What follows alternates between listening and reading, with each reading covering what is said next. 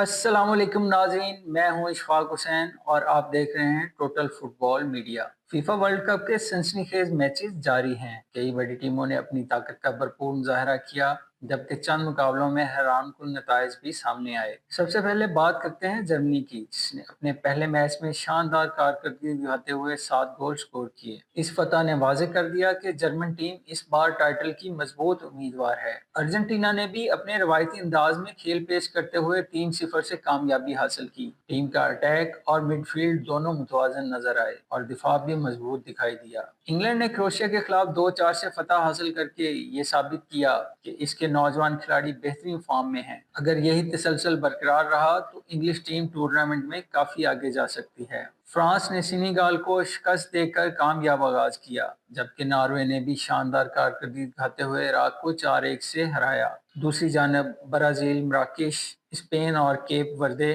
Belgium और मिस्र, Saudi अरब और यूरुग्वे, जबकि पुर्तगाल और कांगो जैसे मुकाबले बराबर रहे, जिससे जाहिर होता है कि इस वर्ल्ड कप में कोई भी मैच आसान नहीं और हर टीम सरप्राइज देने की सलाहियत रखती है। अगर इब्तदाई मरहले का मजमूई जायजा लिया जाए तो जर्मनी, इंग्लैंड, अर्जेंटीना और फ्रांस ने सबसे ज्यादा मुतासर किया है, जबकि ब्राजील, पुर्तगाल और स्पेन समेत कई रवायती ताकतवर टीमों को बेहतर कारकर्दगी दिखाना होगी। अब नजरें अगले ग्रुप मैचेस पर हैं, जहां कई बड़ी टीमें अपनी पोजीशन मजबूत करने के लिए मैदान में उतरेंगी। ये मरहला तय करेगा कि कौन सी टीम नॉकआउट मरहले की तरफ मजबूत कदम बढ़ाती है और किस टीम पर दबाव में इजाफा होता है। आपकी नजर में अब तक सबसे बेहतरीन टीम कौन सी रही है? अपनी राय कमेंट में जरूर बताएं। अगर आपको हमारी वीडियो पसंद आए तो लाइक करें, चैनल को सब्सक्राइब करें और बेल आइकन जरूर दबाएं, ताकि फीफा वर्ल्ड कप 2026 की मजीद अहम अपडेट आप तक बर वक्त पहुंचती रहे।